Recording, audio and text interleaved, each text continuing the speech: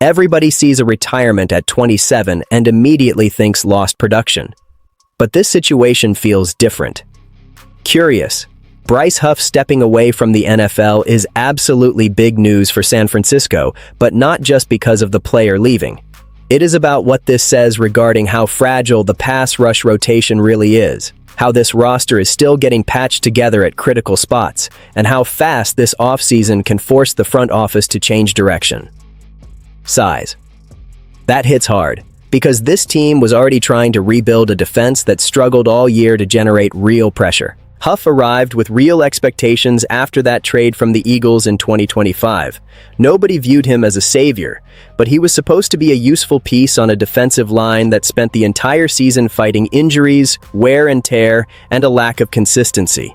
In 15 games, 8 starts, he put up 30 tackles, 6 tackles for loss, 15 quarterback hits, 4 sacks, and 2 forced fumbles. That is not star production, no. But it is not the nothing that some people want to make it out to be either. There was effort, there was purpose, there was context. And I am not gonna lie, context matters when an entire front seven spends the year putting out fires. The practical impact starts with the cap, because his retirement opens up $5.4 million in space. That gives them flexibility. But flexibility without answers on the field does not win playoff games in January. That is the dilemma. Some fans are going to look at that money and say, great, now they can attack another need. Others are going to say, hold on, that is another defensive piece gone, another hole created in a unit that already could not afford to lose depth. Both reactions are fair. That is where this gets heated. If the front office treats this as nothing more than financial relief, they risk repeating a mistake that burns a lot of good teams, thinking a pile of cheaper names can replace real impact. If they treat it like a warning siren, then the whole path changes. They can get more aggressive in the market, prioritize edge in the draft, maybe even redesign how they pressure quarterbacks with more blitz looks and hybrid fronts. But every choice comes with a bill. Spend on a veteran, and something else gets squeezed. Wait too long for the draft, and camp opens with a shaky rotation. Bet only on injured guys coming back, and you put way too much on medical recovery. So here's the question that really splits the room. If you were the GM, would you turn that savings into one immediate impact move or spread it across 2 smaller answers? Because an unexpected retirement never arrives alone. It always drags a hard decision in with it. And the next story makes that even clearer. When a team brings back a player like Dre Greenlaw, the easiest reaction is pure nostalgia. Everybody remembers the violence, the energy, the edge, the chemistry with Fred Warner, the kind of presence that changes the tone of a defense. But there is a bigger detail here. This return is not just emotional. It is strategic, and at the same time, risky. That is what makes it so interesting. NFL reunions like this almost never happen just because the past looked good. They happen because a front office believes the window is still cracked open, even if the roster is sending mixed signals. Greenlaw left, tried a new chapter in Denver, signed that 3-year, $31.5 million contract, and then injuries blew the whole thing up. He played only 8 games, got released, and now he is back on a 1-year, $7.5 million deal. That contract says a lot. This is not a long-term commitment. This is not a blank check. This is a controlled gamble, a prove-it deal that smells like competitive urgency. San Francisco is basically saying they still trust the talent, but they do not want to marry the risk. And honestly, that makes sense. But something making sense on paper does not guarantee stability on Sundays. Because the linebacker room is not empty. D. Winters grew. Tatum Bethune carved out a role. Nick Martin is still in the mix, so Greenlaw is not coming back out of desperation. He is coming back because of ceiling. That is the part that is going to divide people. Some will see this as the move of a serious team, one that is not satisfied with average. Others will say spending here, with his injury history, is too much of a luxury for a roster that still has holes elsewhere. And both sides have a case. Because when Greenlaw is healthy, he changes the speed of the defense. But when availability becomes a question mark, the math changes fast. Best case scenario?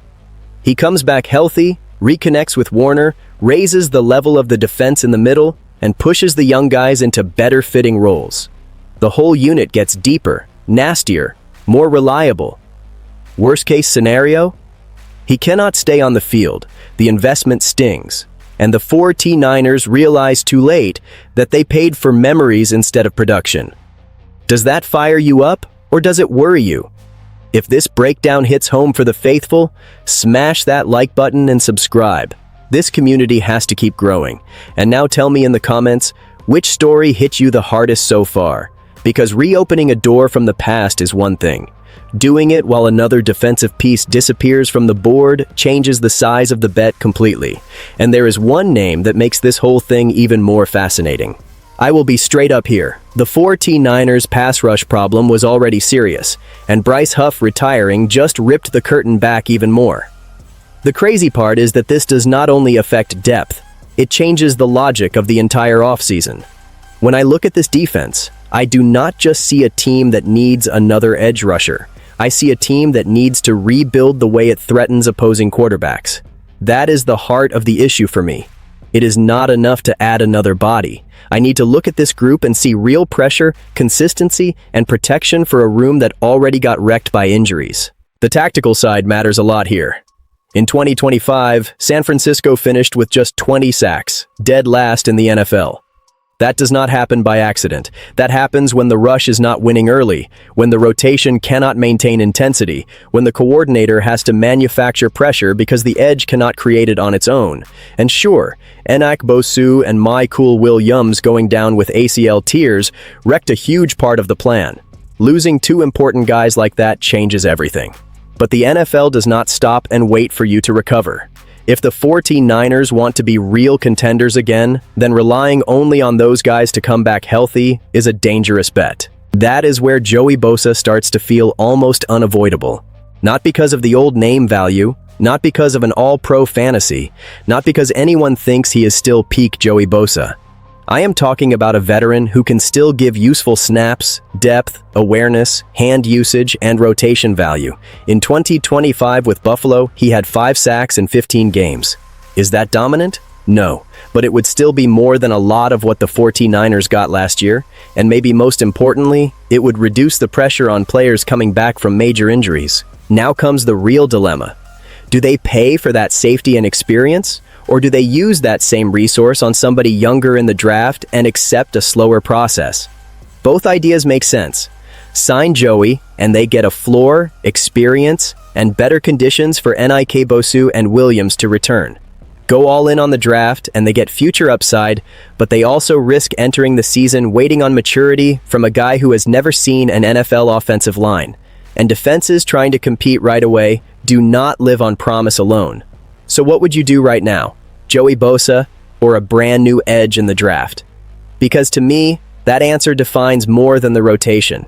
It defines how aggressive this team really wants to be in 2026. And when that gets tied to what is happening on offense, the next situation becomes even more complicated. If anybody still had doubts that the Brandon Aiyuk situation has become an open wound for the 49ers, those doubts are just about gone. Because this story is not just about talent anymore. It is about contract tension, injury, trust, commitment, trade value, and above all, what this means for the structure of the roster. That is why this connects to the other stories more than it first appears. While the defense loses one piece, brings another back, and searches for help off the edge, the offense is still carrying a drama that could redefine how San Francisco spreads risk in 2026. Aiyuk's talent was never really the biggest issue. When healthy and locked in, he showed he can produce at a high level. The problem is the full package. There was the holdout, the media circus, the long negotiation, the eventual deal that basically brought the team back to where many people thought it would end up anyway, and then the major injury hit. Now there are rumors about recovery, discipline, and protocol, and trust naturally starts to collapse. When a team voids guaranteed money and places a player on the PUP list, that is not background noise. That is a loud message. That is a relationship breaking down in real time. What makes this even more uncomfortable for San Francisco is that despite all those warning signs, there is still a market. Washington looks like a serious option. Cleveland is still circling like it has been for 2 years. The Saints and Steelers feel more like outside possibilities. That tells you two things at once. First, Aiyuk's name still has value. Second, the 49ers probably are not alone in believing this relationship may be past the point of repair. This is exactly the type of situation that splits a fan base instantly. Some people will say the team needs to end this drama now, eat the emotional loss, and move on. Others will ask, are you really going to give up on a rare talent at the absolute lowest point of his value? Both roads are dangerous. If San Francisco cuts the cord and Aiyuk blows up somewhere else, the criticism will be brutal. If they hold on and he does not respond physically or mentally, then the team keeps pouring energy, space, and attention into a story that has already drained way too much. And this is where it all ties together. The money saved with Bryce Huff, the controlled gamble on Greenlaw, and the possible hunt for edge help all show a front office trying to redistribute risk. The problem is that Aiyuk is still the biggest unresolved risk of all. So here is the final debate. If the 49ers could choose today, is the right move to turn the page immediately or make one last bet on a comeback? Because when an organization starts cleaning up loose ends, the next decision usually shows just how cold-blooded it is willing to be. I will close it like this. To me, the 49ers are still trying to compete at a high level, but they absolutely cannot keep missing on roster decisions. Bryce Huff's retirement took depth away from a defense that was already under pressure. Dre Greenlaw coming back makes sense to me because of the identity and energy he brings, but I still see physical risk there. Joey Bosa would make sense as a bridge, not a long-term answer. And with Brandon Aiyuk, I honestly think the best move is to end this saga now. Talent matters, no doubt, but trust and availability matter too. So tell me this, which decision defines the NY Ners' offseason more than any other?